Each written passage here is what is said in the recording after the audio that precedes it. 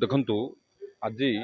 सारा ओडिशा उत्सव मुखर आज दिन एक पवित्र दिन ए दिन ओडिशा दिवस भावरे सारा राज्य आज पालुची ए पवित्र दिवस समस्त राज्यवासी को मु शुभेच्छा शुभकामना जनाऊँगी एवं यही शुभ अवसर रे आम जिल्लार महोत्सव कल्लोल मध्य आज उद्घाटनी समारोह 5 दिन धरी आम जगतसिंहपुर जिल्लार इतिहास संस्कृति अस्मिता को उज्जीवित करने ये कार्यक्रम आयोजन करा जायछि एवं आज ओडिशा दिवस अवसर रे जो महानुभव मानक पई आज ये संभव हो पारि 1903 मसीह जो भाषा भित्तिक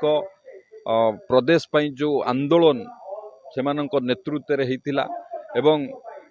33 वर्ष पर 1936 मसीहा आज दिन में आम राज्य मान्यता पाइथिला एवं सेथिरे मध्य आम जगतसिंहपुर जिल्लार मध्य प्रमुख योगदान रही। जदि आम देखिबा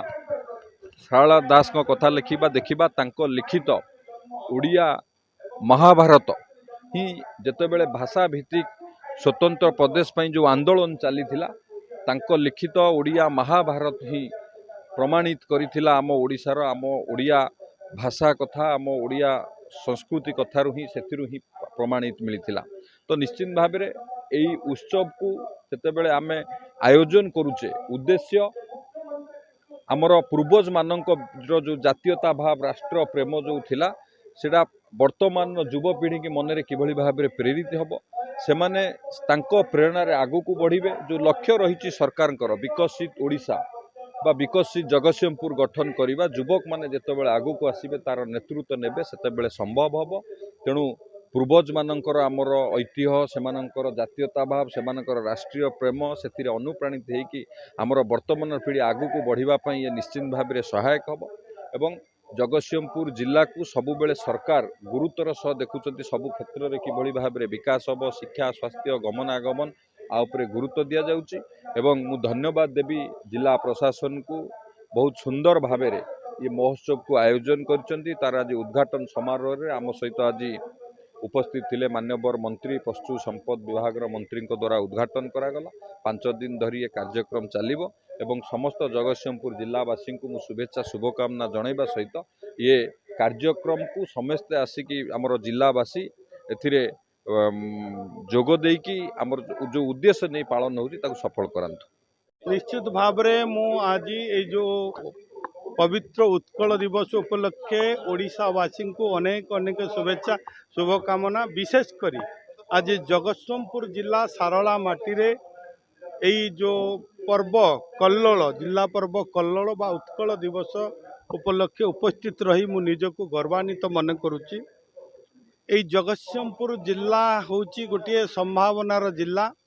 एवं उत्कल स्वतंत्र उत्कल प्रदेश गठन मध्य जिलार अवदान महान रही। तेणु ये जिले में आदिकवि सारला दासंकर जन्म रही। तो आदिकवि सारला दास ठू अनेक नहीं रमादेवी चौधरी पर्यंत अनेक महामनीषी माने जन्मग्रहण करिसेंती। जो स्वतंत्र उत्कल प्रदेश गठन रे जो मानकर बलिदान जो मानकर अवदान जो वीर पुरुष मानकर जो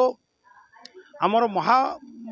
महर्षि मानकर तेणु निश्चित भाव में ताकू आज आमे मने पकेबा ये पवित्र दिन रे एवं आमर जो इतिहास आमर गरिमामय इतिहास आमर ओडिशार कला साहित्य संस्कृति को आमर जो माने उत्तराधिकारी आमर जो युवपीढ़ी से माने मध्य जानिबार आवश्यकता रही। जे ओडिशार गौरव ओडिशार इतिहास ओडिशार कला जो महान संस्कृति ताकू आमे आउरी रुधिमंत करवा आवश्यक रही। आमर युववर्ग को निकट में पहुँचेबार आवश्यक रही। तेणु यही दिगरे आज आमर सरकार प्रिय मोहन माझी से दिगरे आज आमर मुख्यमंत्री काम करुचंती। एक विजनरी डॉक्यूमेंट आमर प्रस्तुत होईची 2036 जे आमर जे ओडिशा एक समृद्ध श्रेष्ठ राज्य रे गठन हम एथिपाई 2036 जो भाषा भित्तिक